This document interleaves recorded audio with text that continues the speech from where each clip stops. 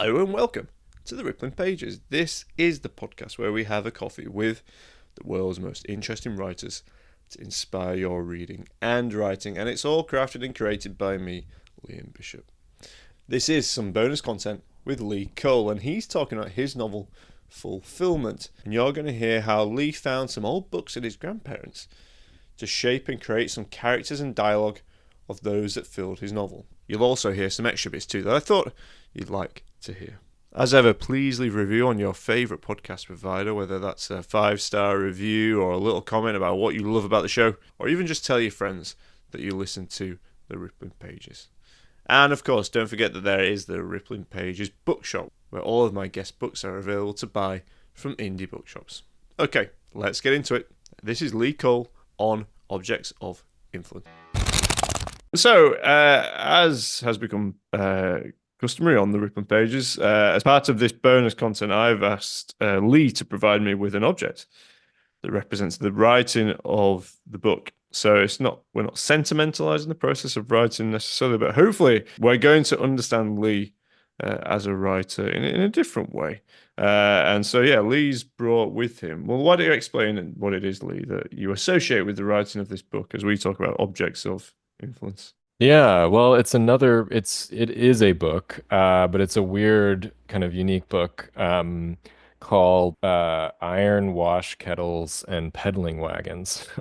Not read it. And I've not read yeah, it. well, yeah, I don't think it's like available anywhere. I think you'd have a hard time finding a copy, but I found it at my grandparents' house, and it's just this kind of old compendium of like local family lore.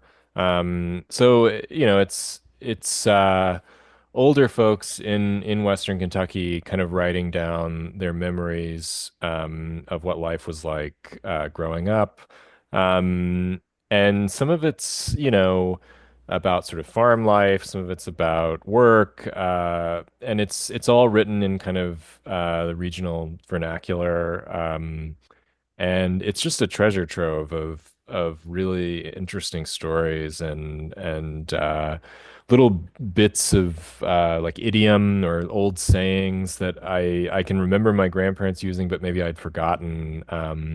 Little details, at one point in fulfillment, I think Grandma Ruth, she mentions molasses, snow candy with molasses, and that was a detail that I got Oh, from Iron Wash Kettles and Peddling Wagons. It was one of the little anecdotes that was talking about making candy from snow and oh, molasses. wow.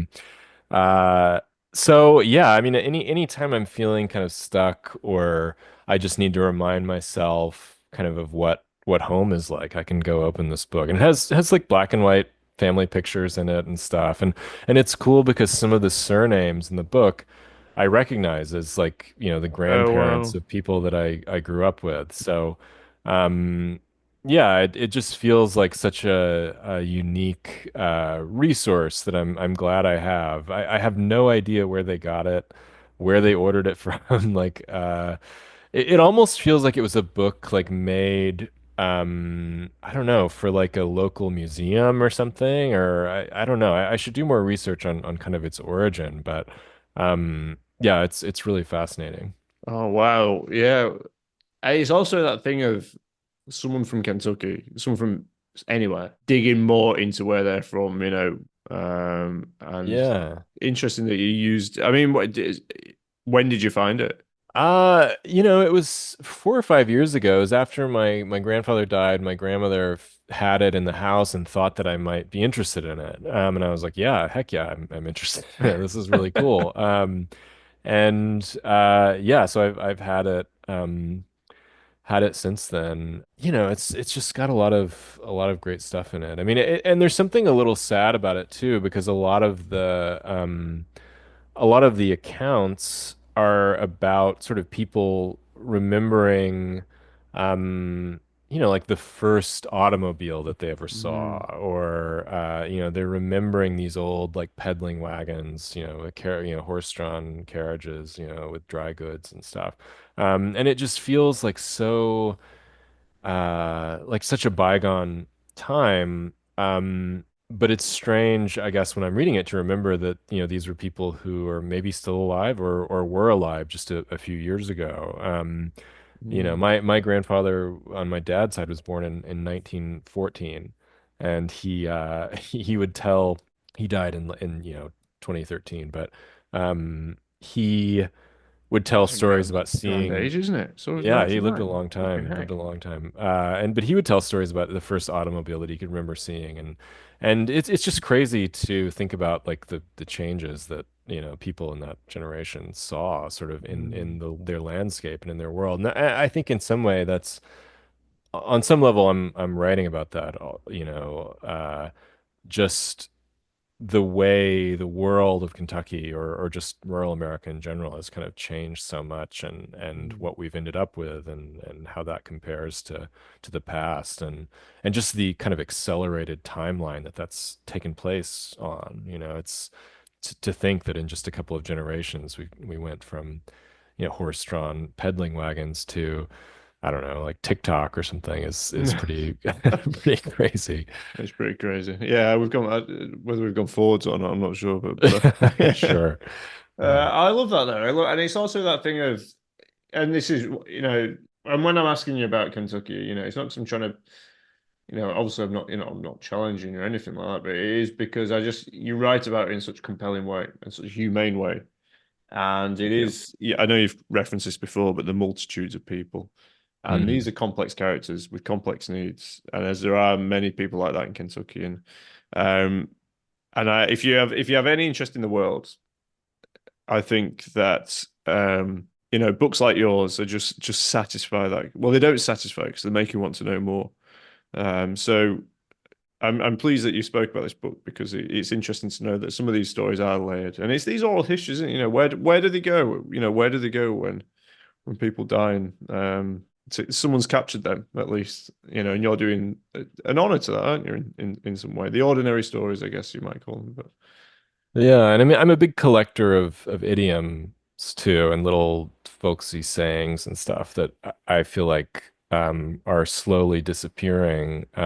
Just bits of slang and little idiosyncrasies of language that have been kind of homogenized by television and media. It's everybody, people are talking the same way, in a kind of standard English now, and I don't have an accent. I don't have a Kentucky accent. Like a lot of people who leave, it fades. Maybe when I've had a few drinks, it comes out. But uh, you know, uh, I really appreciate examples of language or of speech or writing that feel like antiques in a way, Hmm. that are disappearing, that I can remember old folks using, when I was a kid, but that now are much less common.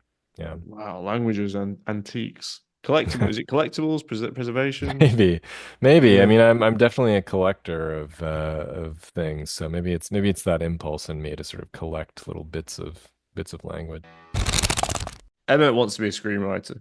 And we've spoken a lot about ideas of who people are and what they look like and what they represent. I'm just thinking about the moment where he watches on the TV, he watches Wizard of Oz. And Hmm. he says something like Dorothy is not a very willful hero. Yeah. And I was really, such a really, I was like, what on earth does he mean by that? And I just wondered if, knowing that Emmett wants to be a screenwriter, so is there a hero and a villain Hmm. within this?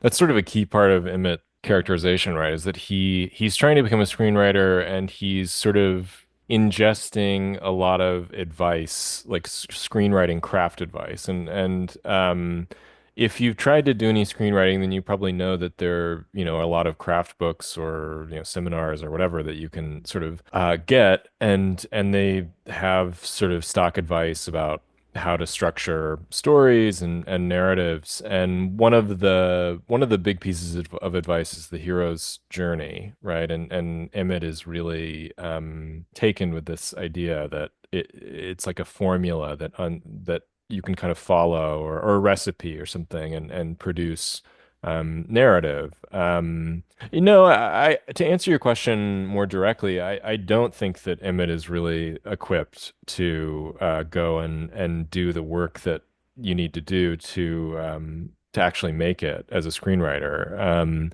I think there's a certain kind of person I think that um, wants to be thought of as an artist without actually doing the work to produce the art sometimes. And I think that Emmett is sort of like that. I mean, I think he has an interest in art. He loves movies. He is interested in this stuff, but I'm not sure that he's necessarily equipped to do it, or maybe just that he doesn't have yet. He doesn't yet have sort of realistic ideas about what would be required Yeah. to make it. Um, which sort of just goes back to this question I think that we've been talking about and that the book is sort of circling around, which is like what's the difference between a genuine desire and a kind of temporary fantasy, Yeah. and how do you know the difference, you know? Writers write about home, don't they? Whether they know they are or not. But I guess for you, and you said you know this place, you know Kentucky, but Mhm. through the writing process, have you learnt more about you and Kentucky, or have you learnt less? Do you think you know less about it? Yeah, I wouldn't want to sort of present myself as like an expert on the state or on its sort of social dynamic, like I don't think political or you are. social No, dynamic. no. And I think probably the process of writing about it, there's always sort of depths that maybe I'm not getting or that learn how to see or appreciate. But I don't think that when I'm writing, I'm usually trying to pose questions that I don't know that they have answers necessarily. I'm not Mhm. trying to reach kind of conclusions necessarily about characters or the setting or anything like that. Because if I had those conclusions from the outset, then there would be no reason to write the book, right? I'm writing because I want to explore questions that are sort of inherently difficult to answer and that bug me, right? That bother me, so yeah, and I think writing towards conclusions is also more the territory of like an essay or a political treatise or something, an argument, right? It's like you're sort of building premises toward a conclusion. Mm.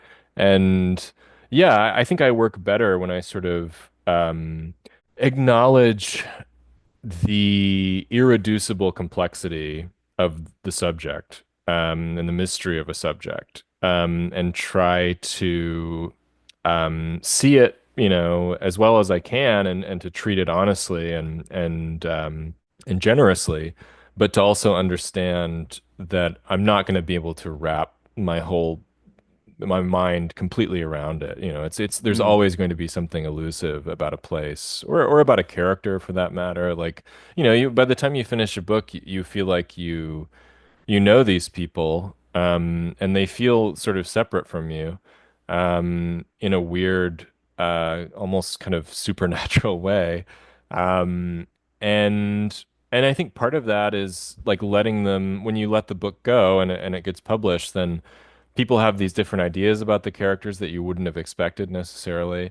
Um, Sorry about well, no, not you necessarily, but that. I'm just saying in general, and that's Yeah. great. I mean, that's one of my favorite parts of seeing the book go out is because, I writers work alone so often, so much of your working life is alone in a room. You don't get a lot of Yeah. feedback from readers, that often. And when you do get that feedback and you hear their interpretations about characters that you never would have imagined, it's really um rewarding, but it just serves to remind you too that what you're working with here, the material that you're working with, it should be open-ended and Mm. complex and not sort of tied up neatly and totally understandable. And so I hope that's how I'm presenting my characters and how I'm presenting sort of Kentucky as a setting too.